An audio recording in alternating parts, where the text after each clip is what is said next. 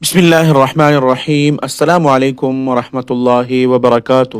محترم سامعین، جیسے کہ آپ لوگوں کو معلوم ہے کہ آئے روز کہیں نہ کہیں سے بری خبریں آ رہی ہے کہ وہاں پر کسی عالم دین کو شہید کیا گیا۔ بلوچستان میں، خیبر پختونخوا میں اکثر یہاں سے روزانہ کے حساب سے خبریں آ رہی ہے کہ کسی نہ کسی عالم دین کو شہید کیا گیا۔ جب سے ہی رمضان المبارک کا مہینہ شروع ہوا ہے اور مولانا سمیع الحق صاحب شہید رحمۃ اللہ علیہ کے بیٹے حضرت مولانا حامد الحق صاحب شہید رحمۃ اللہ علیہ کو شہید کیا گیا ہے، تو پورا رمضان المبارک جب سے شروع ہوا ہے تو اب تک ہر روز کے حساب سے ایک بڑا عالم دین شہید ہو رہا ہے۔ کچھ لوگ ایسے ہیں جو اس خبروں سے مزے لے رہے ہیں، اس کو شرم آنی چاہیے کہ انہوں نے رات کو ایک خبر پھیلا دی، آگ کی طرح وہ خبر پھیل گیا، جس میں انہوں نے لکھا تھا کہ مفتی کفایت اللہ صاحب پر حملہ ہوا ہے اور وہ شدید زخمی ہے اور ان کو ہسپتال منتقل کیا گیا۔ تو ایسے لوگوں کو شرم آنی چاہیے کہ ایسے حالات میں بھی ایسی خبروں سے وہ مزے لیتے ہیں۔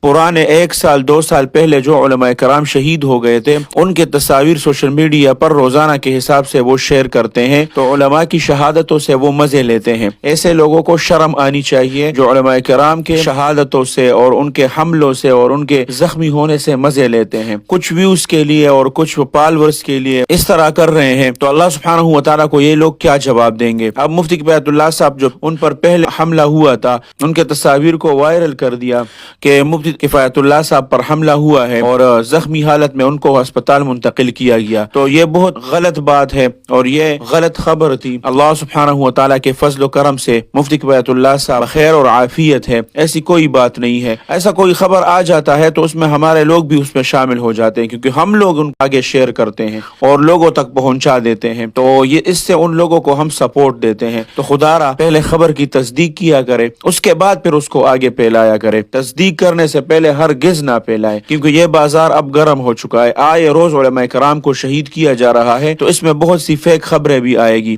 اللہ سبحانہ و تعالی مفتی کفایت اللہ صاحب کی حفاظت فرمائے۔ اللہ سبحانہ و تعالی ہمارے تمام علماء کی حفاظت فرمائے۔ اللہ سبحانہ و تعالی آپ سب کو اپنے حفظ اور امان میں رکھے، اپنے خصوصی دعاؤں میں یاد رکھے۔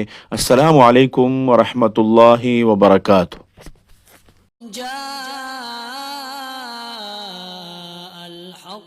وزهق الباطل إن